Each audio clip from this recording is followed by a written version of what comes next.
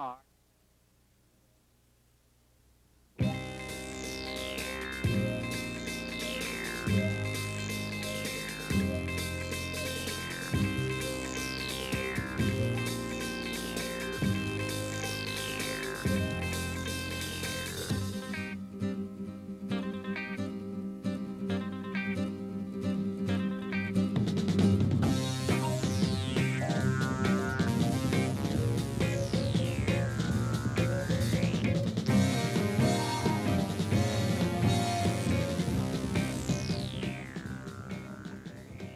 Hello, welcome to Media Circus, 90 minutes of live television.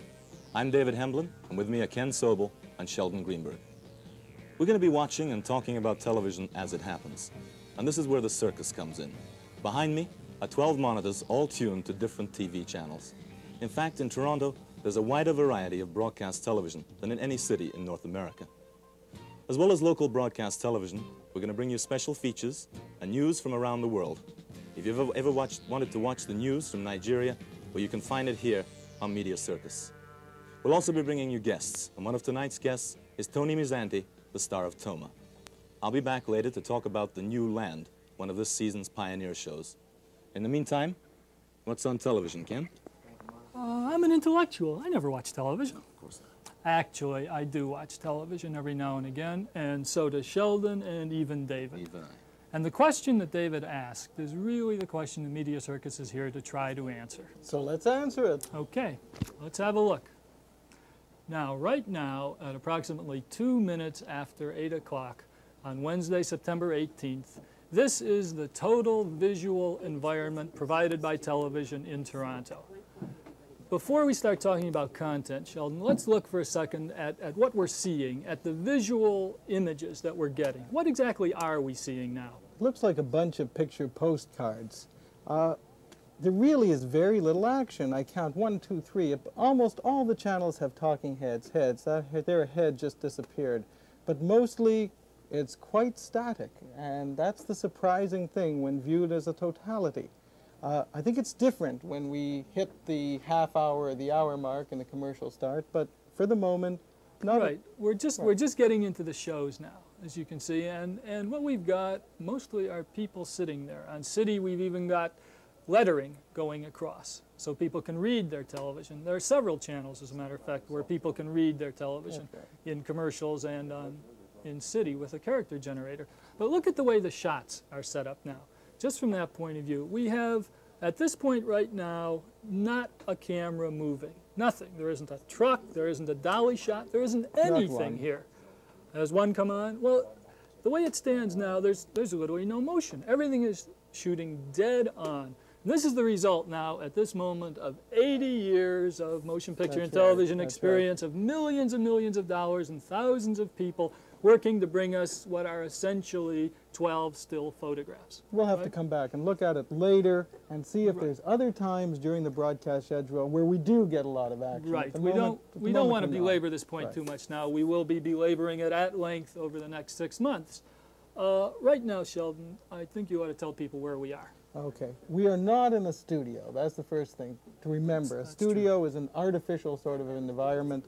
That's where television programs are actually shot, but sets are built and they're struck afterwards. Sometimes they're made to look like a living room or someplace else. This is a tool, really. This is a working environment. This is where television really happens. All of these people you see around you are people who are contributing to bringing the television on air. I don't think I called it. It's the control room. The control room. The control room. That's where we are. Those are controls down there. I think you're seeing pictures. Those people you see are what we call in the business control room workers. Control room workers. Right. To be perfectly honest, neither Shelden nor I know all that much about what these people are doing. Maybe as the show goes on, we'll learn and we'll tell you. Right. Our previous job to this was as consultant to the Egg Marketing Board. A while ago. Listen, Shelden, let's take a look and see what's on the dial now. Okay, sure. Okay.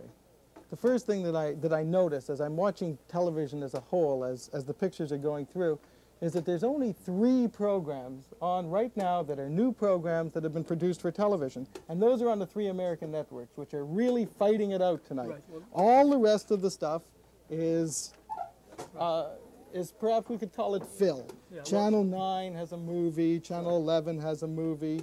There's some live television tonight. There's baseball on CBC and City. Of course, the main reason that on the Canadian channels everything seems to be recycled is, of course, that Hockey Night in Canada will be starting soon. Right. And as far as the other networks are concerned and other stations, it's a throwaway time. They don't want to compete. There's something else we might notice about this particular time slot, which is that everything seems pretty nice. As we go through this, we haven't seen a single killing, a single gouging, slashing, no mayhem. Hockey Night in Canada will, of course, take up the slack when it comes on, but at this point, we really don't have very much in that line. It's a nice time. That's deliberate we should enjoy on behalf of the network. So, though Channel 29 right now is showing a program called Raymond Burr. I believe there's a commercial on there right now, but it's really Ironsides. Where have I heard that name before? Right. That's Raymond right. Burr. Yes. It's really Ironsides, recycled before Ironsides is over, so they have to call it Raymond Burr. But there may be some killing on that because that's a non-network show. But generally at this time, the three networks are fighting it out. They're fighting it out. They're hitting each other over the head with candy, we can say. Right. Let's see if we can pick up the baseball games now, if they're on, if they haven't been postponed. Seemed like a nice day out on the CBC. Our producer tells us they've been postponed, in which case we no doubt have a couple of American movies on. Baseball, unfortunately, is almost over. I don't think we'll get a chance at it again. Actually, if I were a separatist, I'd be very happy because of that, because I should think that something like French baseball, or baseball in French, is probably one of the most dangerous threats to Quebecois cultural sovereignty there is. Baseball is almost more of a metaphor than a game. And if you think of all the expressions that have come out of it that are common in American English, getting caught off base, starting out with 2 strikes against you out in left field. So, and it shouldn't be long before it totally corrupts the French language as it's spoken in Quebec. Right now on the networks, on NBC and CBS, there's a real struggle going on. This is the major point of interest right now. It's between Little House on the Prairie and Sons and Daughters. And I think Sons and Daughters is, of course, a 50s revival thing. So is Little House Around the Corner. Excuse me, I knew I was going to say that. Little House on the Prairie, except it's an 1850s revival thing as opposed to 1950s.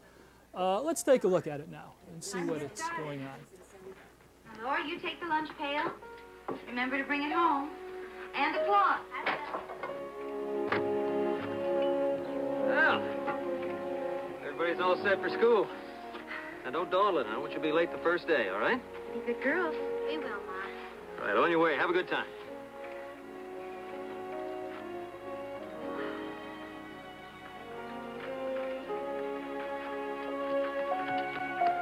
Bye, Ma. Bye, Pa. Bye, Carrie.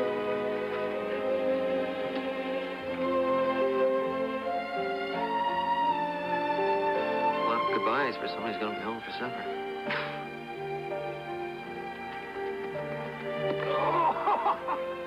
Hey, you hold it, young lady. We get to hold on to you for a couple of years yet. There they go.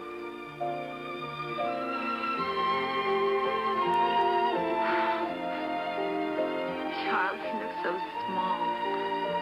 A second describing what this is. This is a series taken from the children's books, autobiographical children's books, the Little House on the Prairie series by Laura Ingalls Wilder.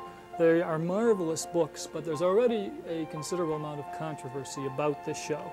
The original executive producer and the original writer have stalked off in a huff, claiming, in the words of one of them, I'm quoting from Variety now, "I am absolutely dismayed at the lack of understanding of the characters and what the life of that family was.